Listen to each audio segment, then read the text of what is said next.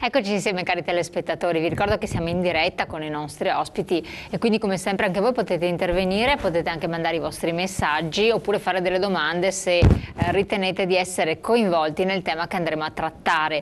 Riprendiamo il discorso delle multiproprietà con l'avvocato Marco Alberto Zanetti, legale, delegato nord-est di Federconsulenti. Grazie di essere qui con noi. Buongiorno Elena. E anche con il dottor Nicola Camporese, anche lui esperto e sempre dell'associazione, che ci aiuterà a comprendere le novità importanti. Allora, c'è innanzitutto un po' il titolo, anche una provocazione, però vuol far capire che c'è una sentenza molto interessante, avvocato. E l'associazione che ormai diciamo è proprio leader a livello nazionale per quel che riguarda le multiproprietà, le questioni anche con le banche, le tasse, gli imprenditori, lo dico perché tanti che ci ascoltano vogliono capire in che cosa siete specializzati, ma tutte queste cose le seguite da tantissimo tempo. E si è fatta paladina dei diritti dei consumatori proprio per il discorso in modo particolare delle multiproprietà, e voi avete portato questa sentenza significativa, un passo avanti importante. Che cos'è?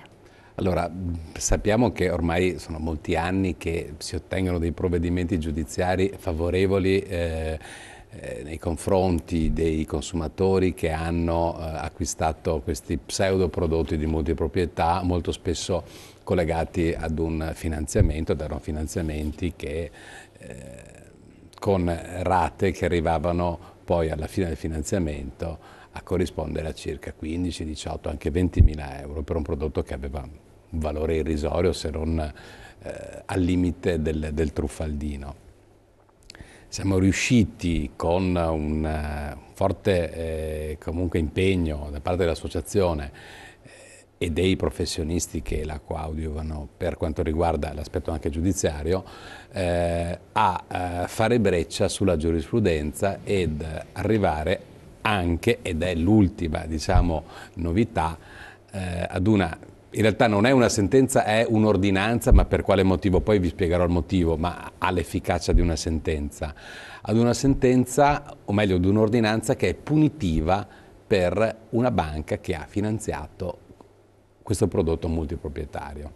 Quindi ha finanziato, questo è importante. Ha finanziato direttamente. Nel passato, sto parlando anni 98, 2006, 2008, 2010, 2012, quindi 2010 circa. Fino al 2010 circa, di prestiti al consumo, ovvero sia finanziamenti che venivano proposti e fatti sottoscrivere tramite moduli direttamente dal funzionario che, dopo essere stato al party in albergo la domenica, durante la settimana successiva consegnava, non dico il prodotto perché di per sé non ha venduto niente, consegnava il contratto definitivo e gli faceva sottoscrivere il contratto di finanziamento. Contratto di finanziamento che era né più né meno del classico prestito al consumo, come quando si va nelle grandi catene di distribuzione ad acquistare la televisione o la lavatrice, laddove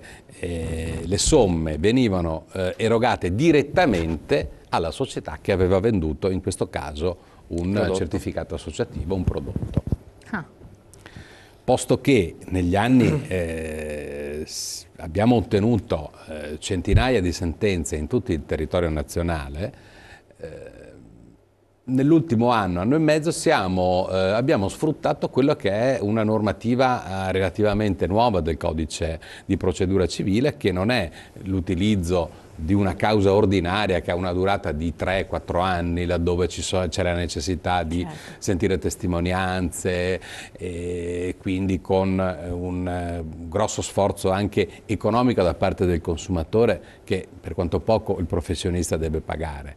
E quindi cercando di far sì che con un ricorso sommario, visto che è già istruita la causa ed è documentale, si riesca ad ottenere con una, massimo 2 udienze, un provvedimento che ha la stessa efficacia di una sentenza. Allora, siamo arrivati ad una sentenza punitiva per quale motivo? Perché il giudice, dopo aver disposto un rinvio di circa 2-3 mesi per verificare se la banca era disposta a trovare un accordo transattivo. Quindi c'è stato questo tentativo, c'è stato, o meglio, da parte del giudice e non da parte della banca.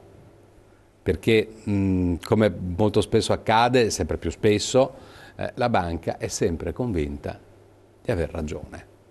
Io lo interrompo a questo punto perché è un po' la domanda che ci è stata fatta anche dai nostri telespettatori. Perché se almeno seguendo anche diversi programmi televisivi eccetera vengono sempre più fuori questi casi, ci sono delle trasmissioni di inchiesta nazionali per cui noi non diciamo nulla di particolare, che fanno emergere l'eclatanza di certe situazioni, l'evidenza, ci sono associazioni come la vostra che a livello nazionale se ne occupano, fanno emergere determinati dati, non c'è la riconoscibilità, non viene riconosciuto da parte dell'istituto la possibilità, se non altro, non dico la probabilità, la possibilità di aver sbagliato e quindi rivedere la propria posizione. È raro umano, no? Potrebbe essere anche un modo per mostrare di venire incontro alle esigenze dei clienti, insomma allungare una mano e quindi creare maggior fiducia in un momento in cui c'è grande sfiducia purtroppo nei confronti di chi invece dovrebbe darti la maggior certezza in assoluto perché detiene il tuo futuro, i tuoi soldi, i tuoi finanziamenti, i tuoi capitali, insomma caspita, questo crea molta destabilizzazione a livello di opinione pubblica.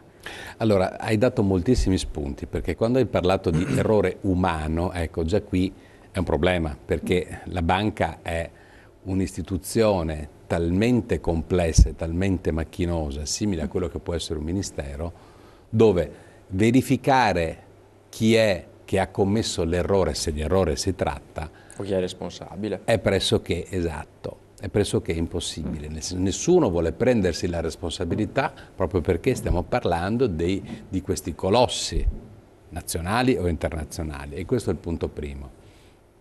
Poi bisogna verificare se stiamo parlando effettivamente di un errore o di una modalità di azione tra l'altro diffusa. Non dimentichiamo che molte banche mettevano qua e là negli estratti conto magari 2-3 mila lire, l'euro adesso che insomma delle competenze in più che tanto magari sfuggivano all'occhio del correntista perché comunque lui guardava sempre il risultato finale.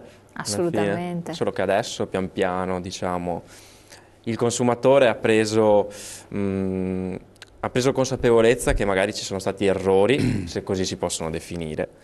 No, messo in conto che gli errori ci possono essere, perché prima tu davi per scontato che l'errore non ci fosse se non proprio in casi eclatanti. Adesso invece proprio l'errore c'è e questo come il discorso delle telefonie, no? Che a suo tempo prima si pensava non ci potesse essere, poi quando c'è stato un certo tipo di situazione che è andata dilagando, ho fatto un esempio più banale possibile, però adesso si sa che c'è, le bollette, insomma lo sapete tutti. Errore o dolo, punto di domanda. E allora se noi andiamo a riscontrare che in tutti i rapporti bancari ci sono stati questi errori tra virgolette e questi errori tra virgolette sono costati al consumatore 1-2 euro al mese moltiplicati per i 12 mesi, moltiplicati per le migliaia e migliaia di correntisti, allora qui non stiamo più parlando di errore, stiamo parlando di dolo e volontà ecco, ma lei ha detto prima, ci sono, avete detto, meccanismi estremamente complessi che lavorano all'interno delle banche, lo sappiamo benissimo, poi sono tutti i sistemi informatizzati, eccetera, dove l'aspetto umano è relativo veramente a un rapporto molto esiguo ormai. Ma si può ipotizzare la programmazione di un errore? Io credo proprio di sì. Nel senso che all'interno di quelle che sono le procedure standardizzate della banca ci sono delle procedure parallele che volenti o nolenti i dipendenti devono applicare e non tutti i dipendenti sono magari a conoscenza diciamo, di questa procedura parallela perché è automaticamente inserita magari da chi ha gli accessi informatici più importanti, diciamo così, e può modificare anche quella che è il meccanismo ordinario per il quale poi alla fine mese arrivano questi 2-3 euro in più nel conto corrente. Ci siamo un po' persi nel tema, però credo che comunque stiamo parlando in generale. Io faccio riferimento anche delle mail ricevute, per cui cercavo nel contempo di farvi degli spunti, degli spunti per rispondere a chi ci ha fatto anche delle domande. Prego. Che fa solo piacere. No, poi tornando invece a quello che era il discorso, come mai la banca non si rende conto che può cercare di trattare? Allora, o tratta per somme che sono assolutamente irrisorie. Ultimamente propongono il 20%, ma allora io mi chiedo, se ho decine e decine di sentenze che ti hanno dato torto, che ti condannano a restituire al consumatore 10-15 mila euro più gli interessi, più 5 mila euro di spese legali, perché su 10 mila euro di capitale che io ti chiedo in causa tu me ne vuoi offrire 2 mila? Aspettando 3 mesi, 4 mesi ne devi pagare 20.000 più il tuo avvocato? Allora c'è qualcosa che in questo meccanismo non è chiaro, ovvero sia c'è qualcuno che ha il potere di trattare oppure non si vuole trattare perché magari queste somme non sono state messe a bilancio, perché magari nessuno si prende la responsabilità di dire sì, abbiamo sbagliato oppure pensavamo che questo fosse un costume corretto. Perché se stiamo pensando proprio al tema dei prestiti finalizzati all'acquisto della multiproprietà, c'erano alcune finanziarie, ed erano le 2 o 3 maggiori, che avevano proprio stabilito, anche con un nome di fantasia, quel prestito proprio per l'acquisto della multiproprietà. Cioè il modulo era prestabilito per... Come fai a dirmi che quel contratto non è collegato al contratto di vendita? Come fai a dirmi che tu non ne sai niente di come sono stati venduti questi prodotti se tu stessa banca hai consegnato pacchi così di richieste di finanziamento finalizzati all'acquisto della multiproprietà e li hai consegnati alle società con le quali intrattenevi stretti rapporti che ti procuravano centinaia e centinaia e centinaia di finanziamenti. Assolutamente. Perché questo è il punto. Alla fine la finanziaria neppure si muoveva direttamente la società venditrice con la sua rete vendita infatti e procuravano clienti che alla fine alla società finanziatrice non faceva altro che piacere. Imponevano finanziamento. Alla fine era già prescelto. Sì, anche se uno avesse, ma se un consumatore avesse scelto la via del non finanziamento, sarebbe stato possibile? Raro, nel senso che è capitato che più di qualcuno avesse, beati loro perché stiamo parlando di somme consistenti, la disponibilità finanziaria per poter comprare questi certificati direttamente il pacchetto in contanti, e gli veniva negato perché gli si diceva che la prassi era quella. Era preferibile la strada del finanziamento, così magari dilazionava la sua spesa negli anni. Assolutamente. Ecco, alla luce di questa sentenza che è uscita, che cosa cambia? E quindi spieghiamolo proprio, se vuole avvocato, lei dal punto di vista legale e magari ecco il dottore per quel che riguarda il cittadino che ci sta ascoltando, che magari dice ma aspetta che io ho questa situazione, magari posso anche, se sono nei termini, rivederla o per vedermela con più tranquillità alla luce di una situazione che è cambiata o no? Allora, molto spesso noi italiani, noi europei ci rifacciamo a quella che è la tendenza americana perché siamo un po' filo-anglosassoni in questo, nel bene e nel male. In caso di sentenze punitive è un aspetto positivo questo, perché guardiamo i classici legal thriller americani nei quali ci sono queste sentenze punitive per le multinazionali che condannano al risarcimento del danno alla parte del giusto dovuto, però poi con una sorta di sanzione civilistica spropositata, $1 milione, 5 milioni di dollari. Anche somme maggiori. Esatto. Queste somme nel sistema anglosassone, o meglio nel sistema americano, vengono poi reimpiegate nel sociale. Cioè, quindi c'è un'utilità straordinaria. C'è un'utilità straordinaria, perché andiamo a colpire quello che è il potere forte affinché poi potere, chi ha fatto la voce grossa e ha, come dire, si è approfittata dei consumatori, dei cittadini, di converso nel momento in cui avviene la loro condanna si riesce a restituire al popolo quello che gli è stato ingiustamente tolto. In Italia non è proprio esatto, così. Devo dire, però in Italia non funziona assolutamente. No, ci sono stati casi eclatanti tipo Parma, Latte Cirio, dove sicuramente sentenze del genere avrebbero punito queste società in modo molto più pesante rispetto a quello che potrebbero essere state le sanzioni della Consob a suo tempo, che si parla di centinaia di migliaia di euro, non di milioni di euro. Certo. Quindi è una cosa abbastanza rilevante la sentenza cosiddetta punitiva all'americana, anche perché dopo si riverbera tutto nel sociale, nell'aiutare altre persone che magari si trovano in difficoltà. È chiarissimo questo, infatti.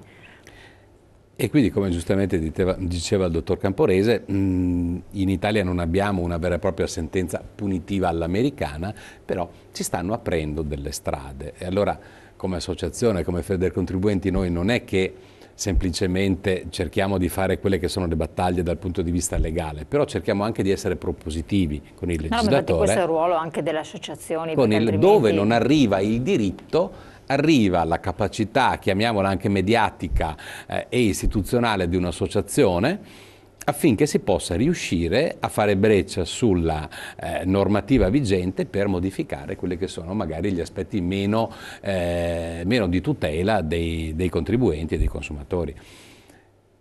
In Italia, e arrivando a quella che è la sentenza emessa poco, o meglio l'ordinanza emessa un mese fa giusto, il giudice, nel momento in cui ci siamo trovati davanti a lui con l'avvocato, con gli avvocati della banca, perché a volte si muovono in 2 o 3, proprio come nei film,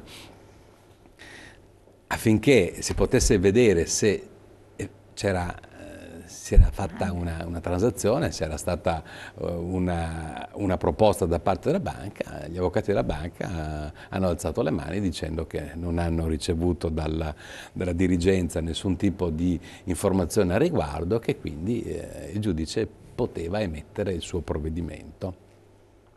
A quel punto lì il giudice, nell'arco di un paio di giorni, ha emesso questa ordinanza che ci ha fatto molto piacere, perché ha accertato che la banca si è difesa in modo temerario. Molto spesso parliamo di lite temeraria, no? Esatto, io sì. faccio causa ad un soggetto sapendo benissimo che la mia è una lite temeraria e che quindi non ho diritto, se non quello sporadico, di una sentenza su 1000 che potrebbe darmi ragione. Ma se io faccio causa lo stesso, lo faccio perché magari chiedo 10, magari la controparte, invece di costituirsi e poter far valere le proprie ragioni, pur di chiudere, pur di non avere spese o comunque di non sostenere il rischio di un giudizio, qualcosina mi dà, anche se io ho avuto una causa temeraria. In questo caso qui invece stiamo parlando di una difesa temeraria, dopo che il giudice mi dà la possibilità di trovare un accordo transattivo, quindi su una somma 10, 15, 20 mila euro che io posso richiedere, non c'è un accordo equo, il giudice benissimo ha accertato che effettivamente sussisteva la responsabilità della banca per l'erogazione di questo finanziamento finalizzato all'acquisto di quel prodotto, e quindi, posto che non c'è stato nessun tipo di accordo transattivo voluto dalla banca, non solo è stata condannata a pagare tutto l'importo con gli interessi legali, ma è stata condannata anche per difesa temeraria con l'aumento della liquidazione delle spese. Quindi questa, insomma, è una sentenza importante, ha un valore, tra virgolette, epocale, oppure secondo la vostra esperienza, come succede molte volte in Italia, alla fine lascia il tempo che trova, perché per carità arriviamo anche a questo. E che grado di giudizio era? Beh, era il primo grado di giudizio, quindi Immaginate che possa anche appellarsi. Questa sentenza ha seguito quello che era la giurisprudenza relativa alla multiproprietà. Con questo in più, nel senso che c'è stato un giudice che ha riconosciuto che le ragioni fatte valere dal consumatore erano fondate, anzi manifestatamente fondate, e quindi si è raggiunto facilmente ad un provvedimento che ha riconosciuto il rimborso delle somme che questo consumatore aveva pagato a suo tempo, ed ha condannato ad un aumento alle spese legali aumentate di una certa percentuale, proprio perché le ragioni fatte valere erano manifestatamente fondate.